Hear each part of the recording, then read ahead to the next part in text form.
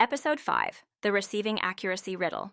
The trucks rolled up before dawn, diesel engines idling like old hounds, breathing clouds into the cold morning air. Drivers leaned on their doors, staring at the warehouse like it was some kind of fortress they'd been hired to breach. And in a way, it was. Because the dock was the front line where every shipment proved itself true, or turned out to be a lie. Receiving accuracy. Two words that sound harmless, until you realize how much damage they can do if you ignore them. It's the riddle nobody wants to solve because it means slowing down when everyone else is screaming to go faster. What is receiving accuracy? It's the discipline of making sure what you ordered is exactly what you got. Not close enough, not probably, exactly. Every case, every SKU, every pallet. Because if you get it wrong here, nothing downstream stands a chance. Some folks think that's an exaggeration. I wish it were. But I've seen it too many times. One sloppy receipt, and the errors spread like rust.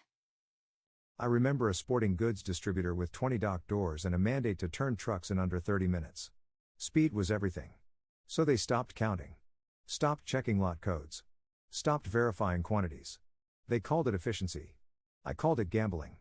Why does this matter? Because the receiving dock is the first domino. When it falls, the rest follow. Wrong quantities mean wrong inventory.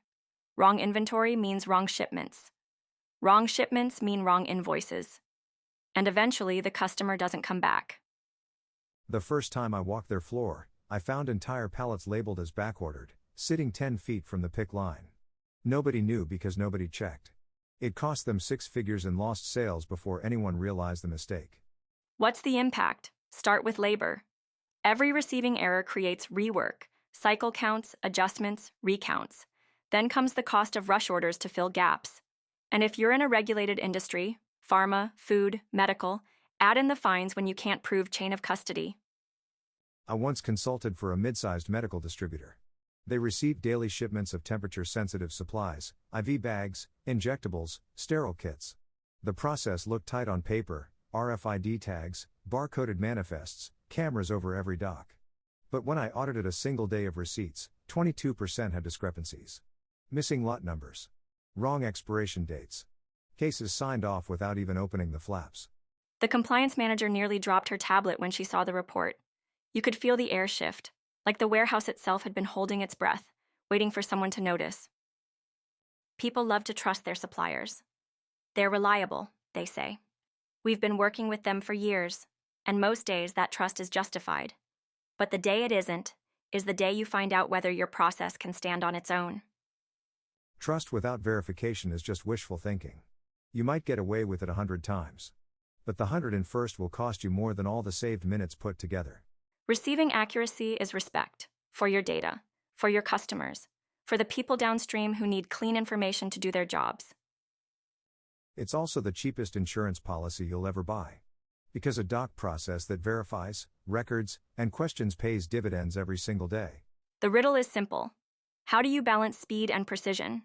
Because the trucks don't stop rolling. The line doesn't stop demanding replenishment. And your leadership doesn't stop demanding faster turns. You start by asking one question: are you willing to slow down long enough to get it right? Because there's no software, no dashboard, no consultant who can save you from the consequences of a culture that worships speed over truth. I've seen companies try to automate their way out of this. Sensors on dock doors, AI to flag anomalies, and those tools help when the mindset is there. But when it's not, all you get is a faster way to record the same old mistakes. Years ago, I watched a food service distributor finally make the change. They implemented a Verify First program. Every inbound pallet counted and signed by 2 people before it moved off the dock. The staff fought it at first, said it was slowing them down, but after 3 months, error rates dropped by 80%. Returns shrank to a trickle. The mood changed from frantic to focused. The air smelled of fresh shrink wrap and something rarer: relief.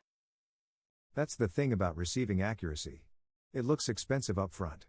But the real cost is in what happens when you skip it. Think about your own operation. How many receiving errors are hiding under the surface? How many are already corrupting your inventory, one unverified pallet at a time? Here's the lesson: slow is smooth. Smooth is fast. When you get it right the first time, you don't waste hours cleaning up after yourself. And the ledger never lies. It just waits for you to notice the trail of discrepancies you left behind. Respect the doc. Respect the count. Respect your people enough to set a standard that doesn't tolerate close enough. Because that's the line between operations that thrive and operations that fail quietly until it's too late to recover.